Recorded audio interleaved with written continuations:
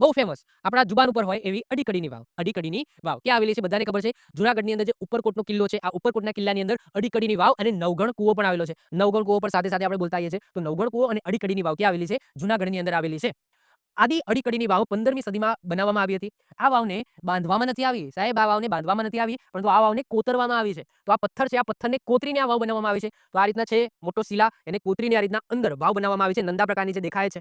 તો બાંધવામાં નથી આવી, પરંતુ સખત ખડકોમાં કોતરીને આ વાવનું નિર્માણ કરવામાં આવ્યું છે.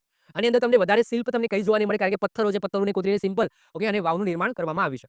એક જ પ્રવેશદ્વાર છે, બહુ સાંકડો પ્રવેશદ્વાર છે. તો નંદા પ્રકારની વાવ છે. કુવા સુધી પહોંચવા સાંકડા ઓકે સાંકડા કોરિડોરમાં 166 પગથિયા છે.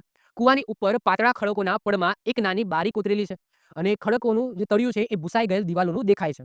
આ કૂવો 123 ફૂટ ઊંડો છે. આ જે કૂવો છે તમે ઉતરી ગયા એના પછી અહીંયા કૂવો આવશે. તો એ જે કૂવો છે ને કૂવો, આ કૂવો 123 ફૂટ ઊંડો છે અને અન્ય વાવની જેમ કોઈ પણ સુશોભન આની અંદર નહીં જોવા મળે. સિમ્પલ થાંભલા બાંભલા આની અંદર કંઈ નહીં જોવા મળે. પથ્થર છે, આ પથ્થરને કોતરીને આમ ઊંડું કરીને પછી નીચે આ રીતના શું બનાવવામાં આવે છે? અહીંયા કૂવો બનાવવામાં આવે છે અને આ કૂવાની ઇમેજ છે.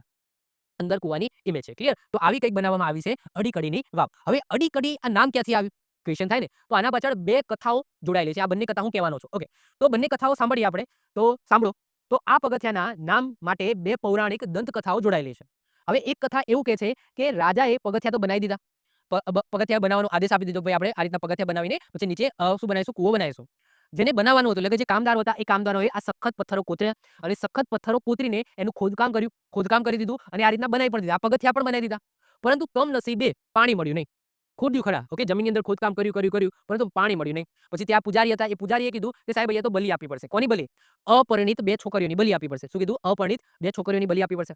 હવે એ જ શહેરની અંદર એ ગામની અંદર તમે કહી શકો તો અડી અને કડી આમ આ નામની બે છોકરીઓ હતી જે પરિણીત નથી. તો કમનસીબે એમનું બલિદાન આપવામાં આવ્યું, એટલે કે એમની બલિ આપવામાં આવી અને પાછળથી પછી પાણી મળ્યું હોય એવી આ દંતકથા છે. હવે સાચી છે ખોટી છે કોઈને નથી ખબર, પરંતુ પુસ્તકોની અંદર આવી દંતકથા લખેલી છે.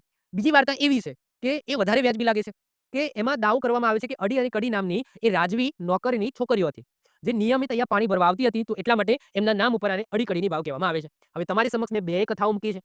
કથાઓ તમને પૂછાવાની નથી, ના તમારે યાદ રાખવાની છે. જસ્ટ હું બોલ્યો 2 મિનિટ એ તમે ભૂલી જાઓ. ઓકે, આ જસ્ટ કથા છે, આને યાદ રાખતા નહીં. ક્લિયર? ચલો વધીએ આગળ. આવી જ રીતના ઓછા સમયની અંદર મહત્વપૂર્ણ નોલેજ મેળવવા માટે અને મને સપોર્ટ કરવા માટે આજે જ આપણી YouTube ચેનલ ટીચિંગ કિશન ક્લિપને સબસ્ક્રાઇબ કરો.